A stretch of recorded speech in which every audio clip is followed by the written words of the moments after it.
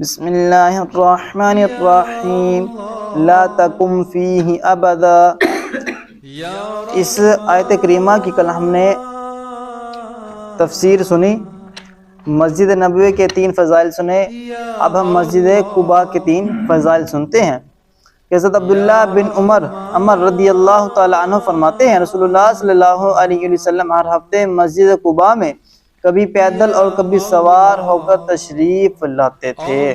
Number 2، حضرت سہل بن حنیف رضی اللہ تعالیٰ عنہ سے روایت ہے کہ نبی کریم صلی اللہ علیہ وسلم نے ارشاد فرمایا، جو شخص اپنے گھر سے نکلے پھر مسجد قباء میں آ کر نماز پڑھے تو اسے 1 عمرے کا ثواب ملے گا۔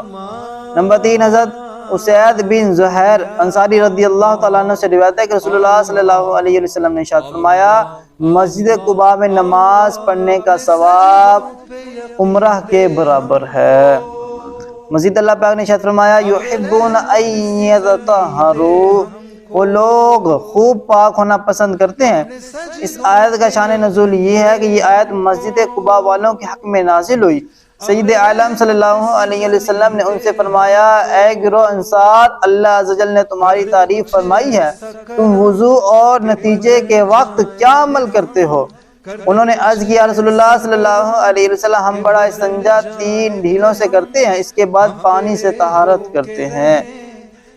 ہر صاحب ذوق شخص اس بات سے بخوبی واقف ہے کہ امیری ہو یا فقیری، ہر حال میں صفائی ستھرائی انسان کے وقار اور شرف کی آئینہ دار ہے، جبکہ گندگی انسان کی عزت و عظمت کی بدترین دشمن۔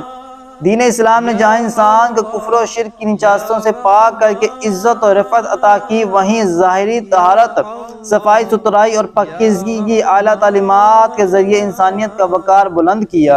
بدن کی پاکیزگی ہو یا لباس کی ستھرائی، ظاہری حیبت کی عمدگی ہو یا طور طریقے کی اچھائی، مکان اور ساز و سامان کی بہتری ہو یا سواری کی دھلائی، الغرض ہر چیز کو صاف ستھرا اور جاذب نظر رکھنے کی دین اسلام میں تعلیم و ترغیب دی گئی ہے۔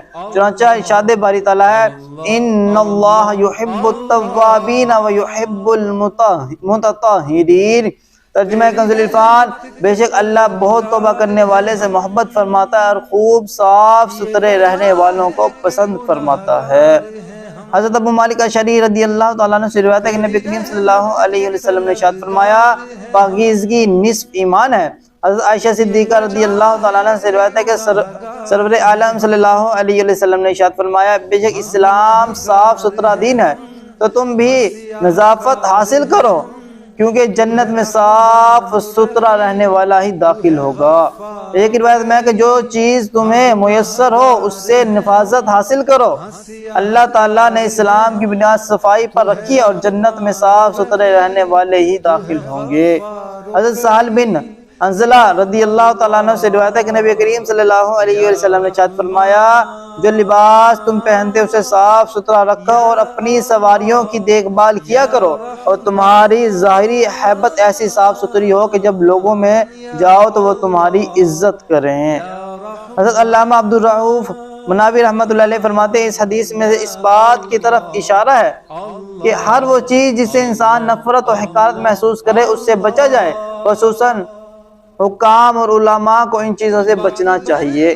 حضرت جابر رضی اللہ تعالیٰ عنہ سے روایت ہے، فرماتے ہیں رسول اللہ صلی اللہ علیہ وسلم ہمارے یہاں تشریف لائے، ایک شخص کو براگندہ سر دیکھا جس کے بال بکھرے ہوئے ہیں، فرمایا کیا اس کو ایسی چیز نہیں ملتی جس سے بالوں کو اکٹھا کر لے؟ اور دوسرے شخص کو میلے کپڑے پہنے ہوئے دیکھا تو فرمایا کہ اسے ایسی چیز نہیں ملتی جس سے کپڑے دھو لے۔